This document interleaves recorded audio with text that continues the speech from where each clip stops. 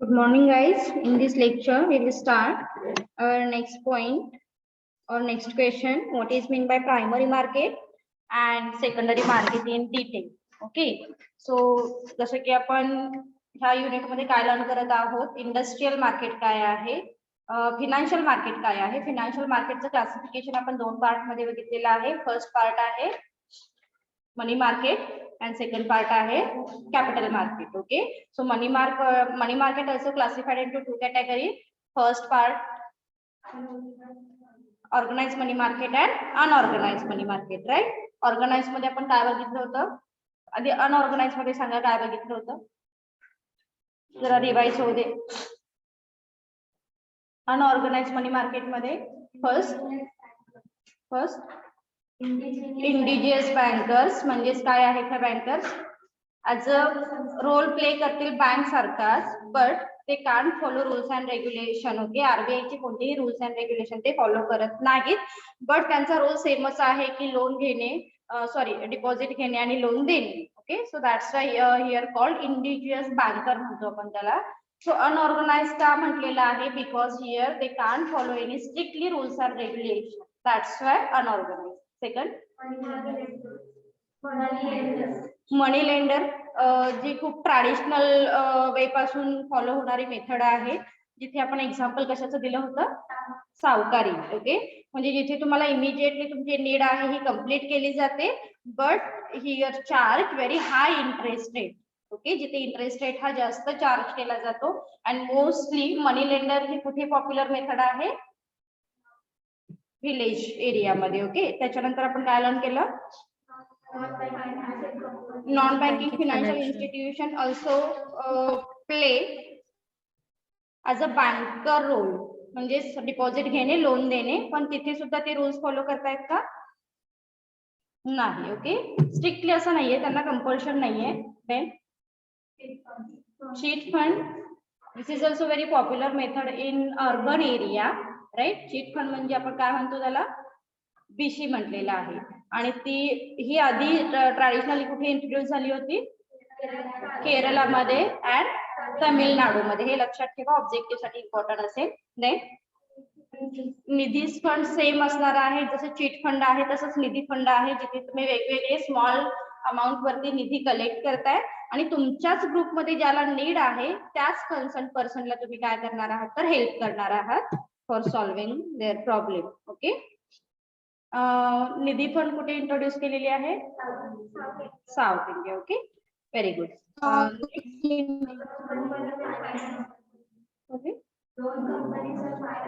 Okay, इथे सुद्धा strictly rules regulation नाहीये, बँकेसारखंच रोल काय करते ते प्ले करते. Then financial brokers. ओके, इथे जे ब्रोकर्स आहेत हे काय करणार आहेत, तर मिडल रोल प्ले करणार आहे, आणि जे पर्सन आहे ते स्पेसिफिक कमिशन चार्ज करतात फॉर द पर्पज ऑफ जे काही ते अमाऊंट घेतील आणि नीड फुलफिल करतील, त्याच्यामध्ये त्यांना कमिशन हे स्पेसिफिक मिळणार आहे. देन ऑर्गनाइज मनी मार्केट, जे की अनऑर्गनाइज मनी मार्केट रेअर टाइम विचारलेला आहे, दॅट मीन्स 2% और 3% म्हणायला हरकत नाहीये. अनऑर्गनाइज मनी मार्केट एक्झामला विचारलेला नाहीये part, but organise money market हा इम्पॉर्टंट पार्ट आहे, जो खूप वेळा एक्झामला विचारलेला आहे. दॅट्स वाय त्यामधला जो स्टॅटिक पोर्शन आहे हा लक्षात ठेवायचं सांगितलं होतं.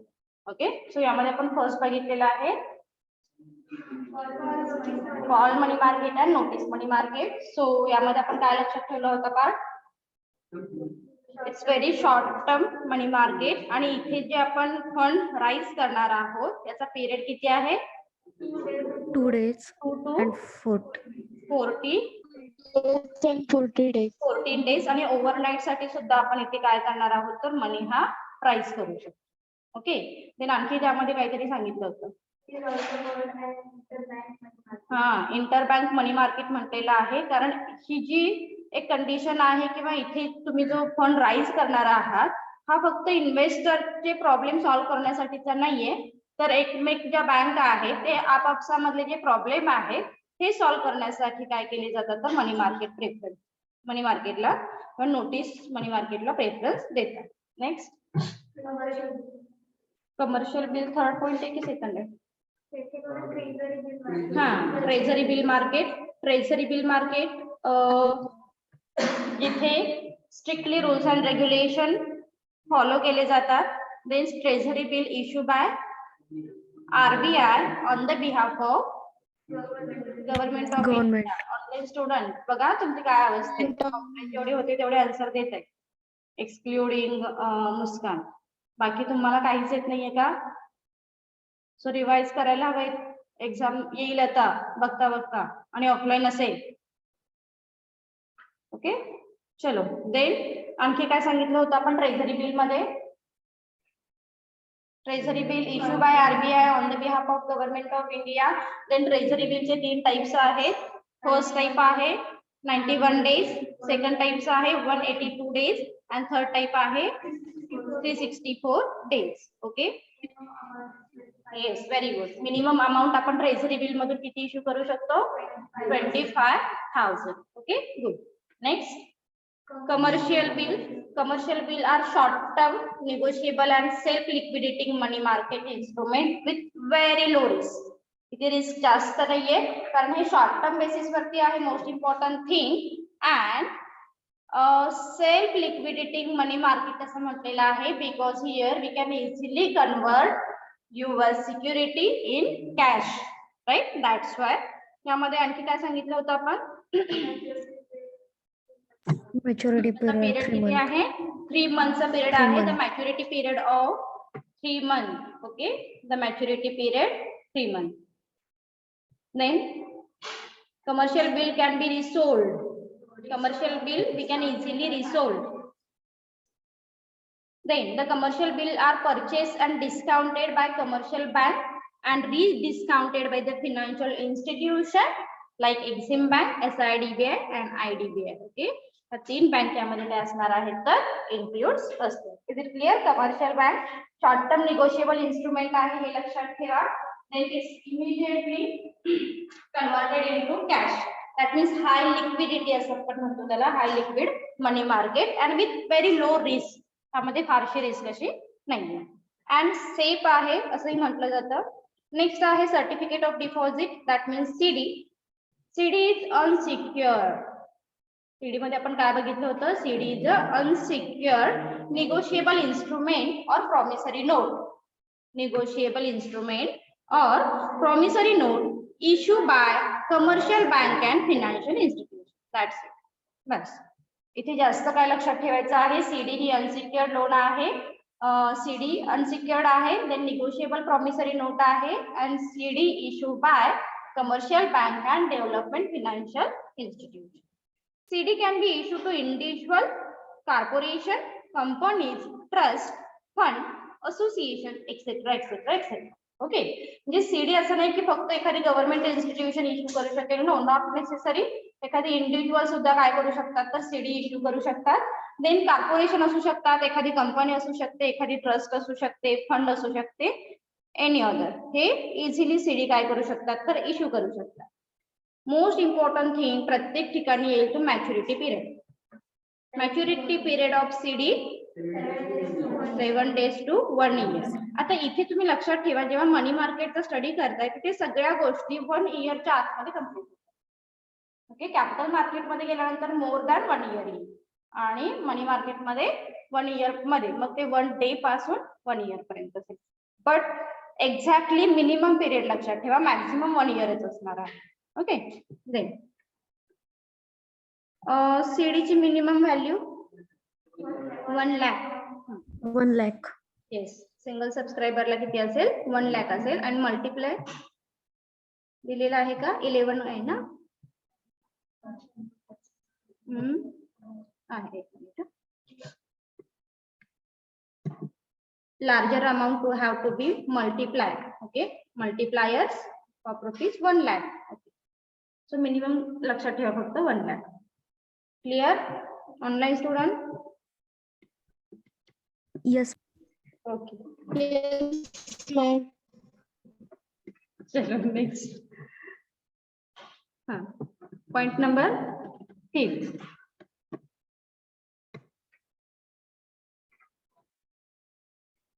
commercial paper, they are issued either in the form of promissory note or a dematerialization form. Okay, जे कमर्शियल पेपर आहेत हे दोन फॉर्म मध्ये तुम्ही इश्यू करू शकताय. फर्स्ट, एक तर तुम्ही ते प्रॉमिसरी नोट म्हणून इश्यू करू शकता, अदरवाइज तुम्ही काय करू शकताय ते dematerialisation. Dematerialisation is the part of demat account. Okay, आणि ही सगळी जी प्रोसेस आहे ही जिथे सेबीचे स्ट्रिक्टली रूल्स अँड रेग्युलेशन येतात डिमटेरियलायझेशनच्या अंडर, हे लक्षात ठेवायचं. Okay, so commercial paper issue by promissory note, either promissory note or dematerialization through the depository approval. Depository approved by the register with the SEBI. फार डिटेल नका जाऊ, आपण पुढे जाऊन याच गोष्टी लर्न करायच्या आहेत. इथे फक्त लक्षात ठेवा की प्रॉमिसरी नोट किंवा dematerialisation, that's it. They are essential unsecured डेब्ट इन्स्ट्रुमेंट. ओके, हे सुद्धा कसं आहे तर अनसिक्युअर्ड डेब्ट इन्स्ट्रुमेंट आहे. कोण कोण इश्यू करू शकतं? Again corporate, primary dealer and all other financial institutions.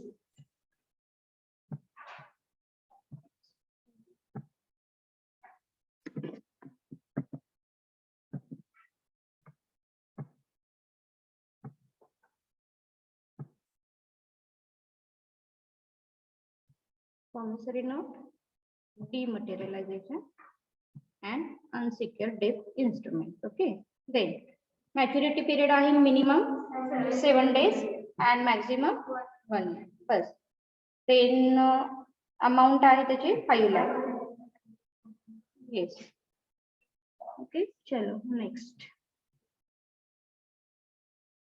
money market mutual fund, MMF.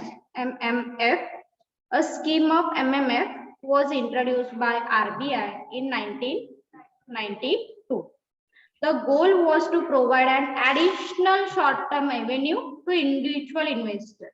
So M3F म्हणायला हरकत नाही. सो याचं इंटेन्शन काय आहे की तुम्हाला ऍडिशनल रेव्हेन्यू काय दिले जाणार आहेत तर इथे दिले जाणार आहेत बट शॉर्ट टर्म बेसिसवर.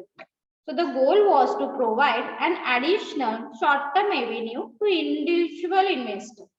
Okay, इथे कोण आहेत तर individual investor असणार आहे. The existing guideline allow bank, public financial institution and also private sector institution, okay, to set up MMF. म्हणजे MMF कोणी सेट केलेला आहे? कोणाच्या गाइडलाइन अंडर? बँक आहे, पब्लिक फायनान्शियल इन्स्टिट्यूशन आहे and private sector institution to set up MMF. This fund invest exclusive to safer short term instrument. Okay, safer आहे because mostly जसं सांगितले पहिल्या सेंटेन्स मध्ये की आरबीआय कडून काय झालेले आहे तर इंट्रोड्यूस झालेले आहे. सो यामध्ये मग ट्रेझरी बिल आहे, सर्टिफिकेट ऑफ डिपॉझिट आहे, कमर्शियल बँक आहे, सॉरी कमर्शियल पेपर आहेत and inter bank call money and government security. हे तुम्ही काय करू शकता MMF च्या under treasury bill, commercial paper, then certificates of deposit and interbank call money, government security also etc. then repo rate म्हणजे काय सांगितले होते आठवतंय? रेपो रेट मध्ये स्टुडंटचं बरेच कन्फ्युजन होतं. रेपो रेट कोणाशी रिलेटेड असतो? बँकेशी. ओके, सो जसं आरबीआय कडून वेगवेगळ्या बँक काय करतात तर लोन घेतात, पण त्या खूप वेळा जर लोन घ्यायला लागल्या तर कुठेतरी मनी बर्डन हे आरबीआय वरती येऊ शकतो. दॅट टाइम रेपो रेट काय होणार आहे? आरबीआय काय करेल? रेपो रेट इन्क्रीज करेल. जर लोन जास्त घ्यायला लागल्या बँका तर रेपो रेट हे इन्क्रीज केले जातात आणि कुठेतरी मग त्या बँकेने लोन घेणं कमी केल्यानंतर मग रेपो रेट काय करतात तर ते डिक्रीज करतात. ओके, जसं आपण बँक आणि कस्टमरचं जसं रिलेशन असतं तसं जेव्हा बँकेमध्ये रिलेशन असतं तेव्हा रेपो रेट येतो आणि कस्टमरचं आणि बँकेचं रिलेशन असतं तेव्हा आपला जस्ट कॉमन इंटरेस्ट असतो. Okay, so repo was introduced in December 1992. हे लक्षात ठेवा. रेपो रेट और repurchase rate. is the rate at which RBI काय आहे ते lend to banks for short period. Long period साठी नाही, शॉर्ट पिरियड साठी फक्त ते चेंज करतात. This is done by RBI buying government bond from bank with the agreement to sell them back at a fixed rate.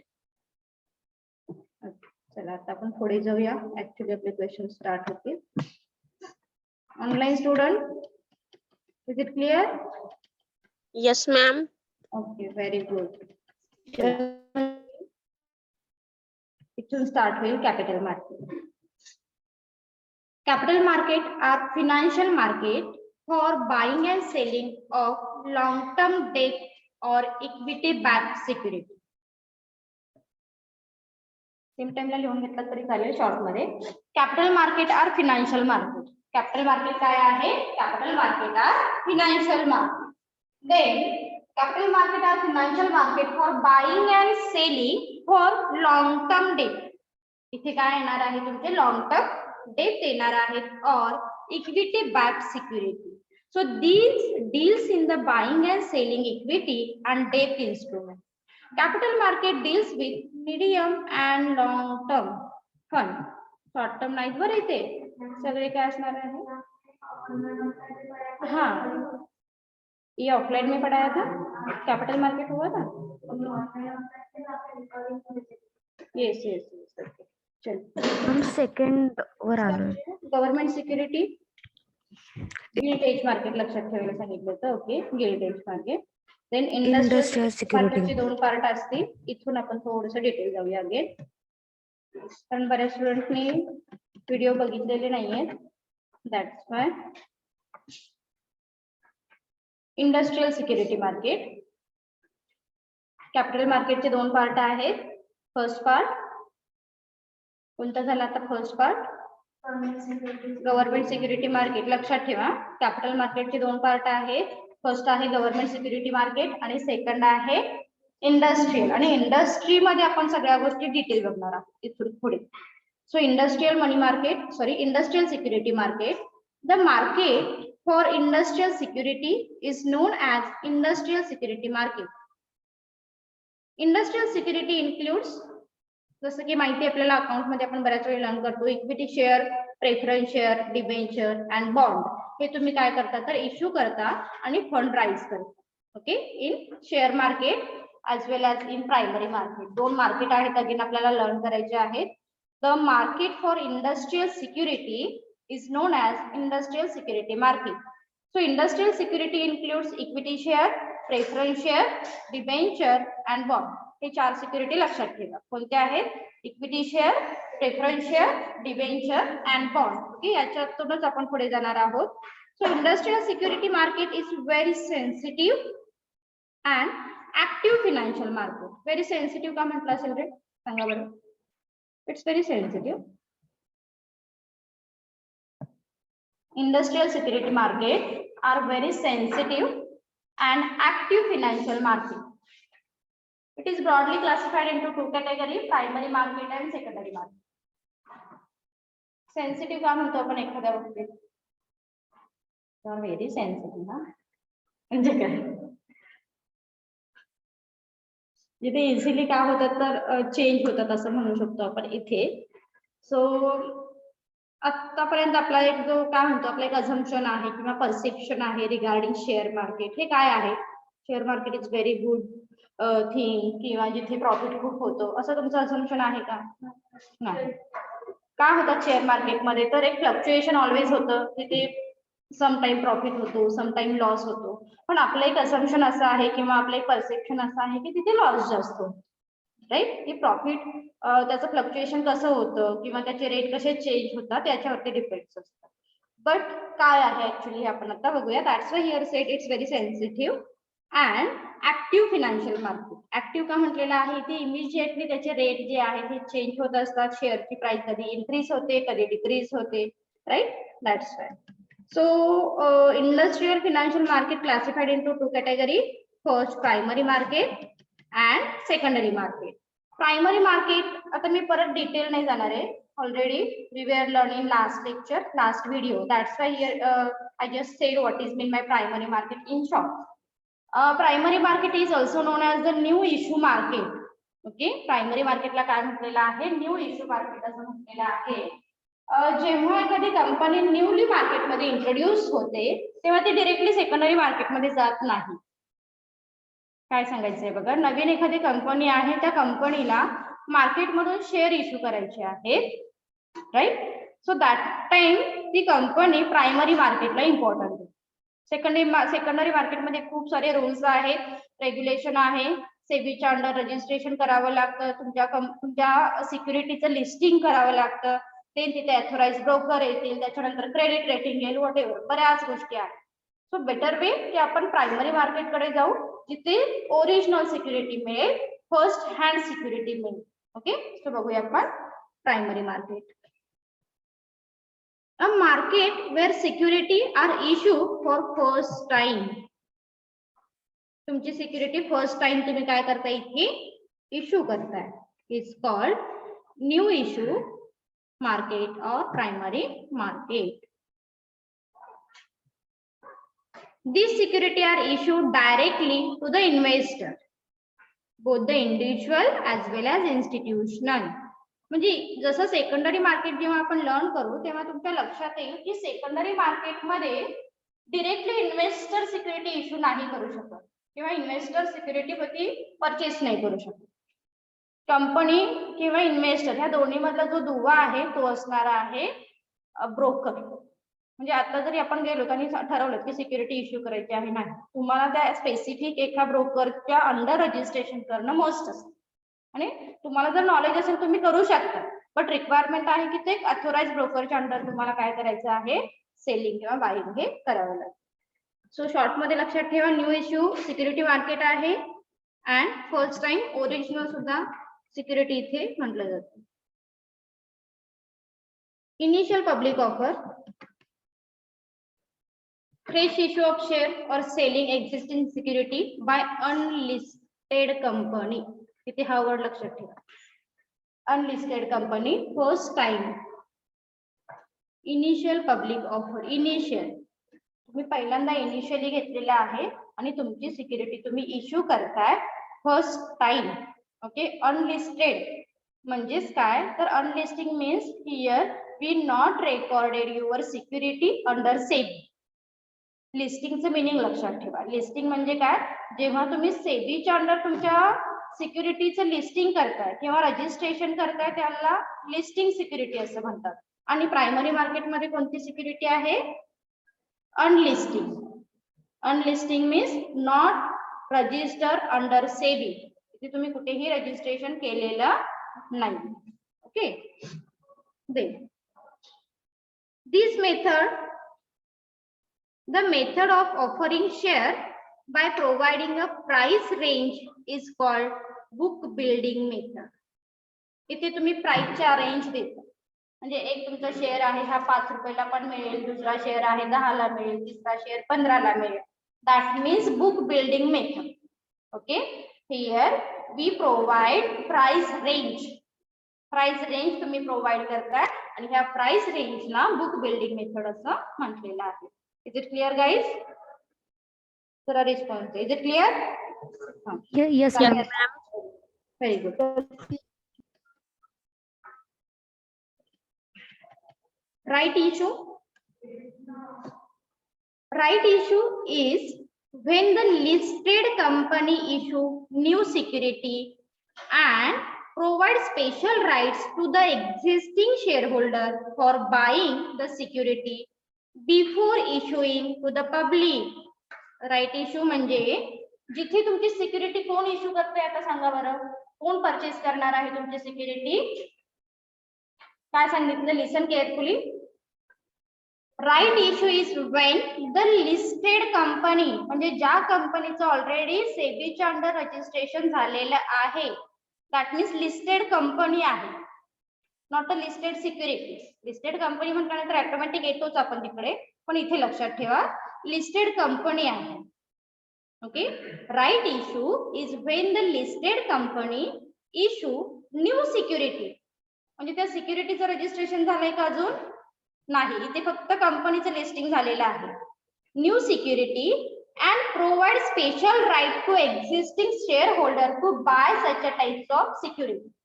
म्हणजे आमची security नवीन आहे पण ती पब्लिकला न ऑफर करता आधी एक्झिस्टिंग शेअर होल्डरला तुम्ही ऑफर करा. Are you getting my point? Okay. So, right to existing shareholder for buying the security before issuing to the public. म्हणजे आपण मार्केटमध्ये न जाता इंटरनली काय करतो, ह्या गोष्टी सेल करतो. ओके, जी सिक्युरिटी आहे ही कशी सिक्युरिटी आहे, न्यू सिक्युरिटी आहे. बट कंपनी कशी आहे, लिस्टेड कंपनी आहे. Listed company new security existing share holder before issuing public. Clear? Clear? Okay. Yes, ma'am. Next, private placement.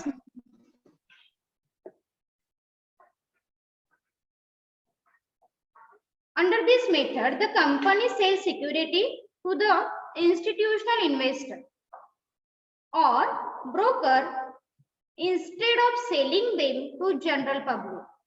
आता सांगा तुम्ही काय सांगायचं इथे, सांगा. पॉइंट रीड करा आणि सांगा बरं आता इथे काय सांगितलंय. Under this method, the company sells security to the institutional investor or broker instead of selling them to the general public.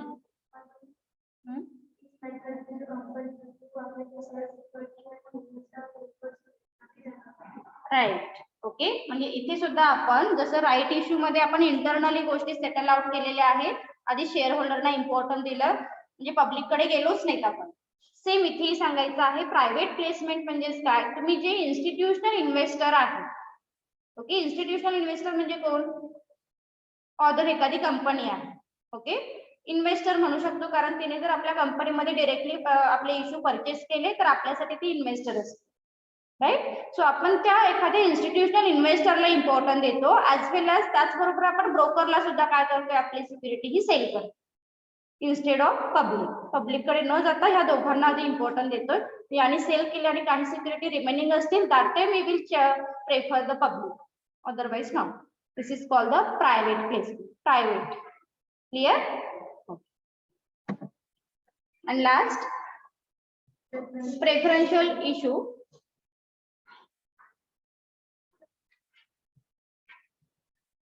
It is an issue of security by listed company. हा word फार महत्वाचा असेल प्रत्येक ठिकाणी. It is an issue of security by a listed company to an identified set of investor which may include promoter, strategic investor, employees and such a group. Okay, म्हणजे इथे सुद्धा internal काय आहे, तुम्ही सिक्युरिटी हा इश्यू करताय. जसं आपण माहितीये की आपल्या बॅलन्स शीट मध्ये असतात प्रेफरन्स, जे काय आहे तर त्यांना आधी आपण इम्पॉर्टन्स देतो आणि त्यांना जो काही रेट ऑफ इंटरेस्ट आहे हा देतो. मग यामध्ये प्रमोटर सुद्धा असू शकतात, तुमचे एम्प्लॉईज सुद्धा असू शकतात, ओके, किंवा स्ट्रॅटेजिक इन्व्हेस्टर असू शकतात. क्लिअर? ओके, सो आपण इथेच थांबूया. नेक्स्ट लेक्चरला आपण सेकंडरी मार्केट डिटेल स्टार्ट करू. प्रायमरी मार्केट एकदा रिवाइज करा कारण खूप इम्पॉर्टंट आहे प्रायमरी मार्केट आणि सेकंडरी मार्केट. चलो, थँक्यू.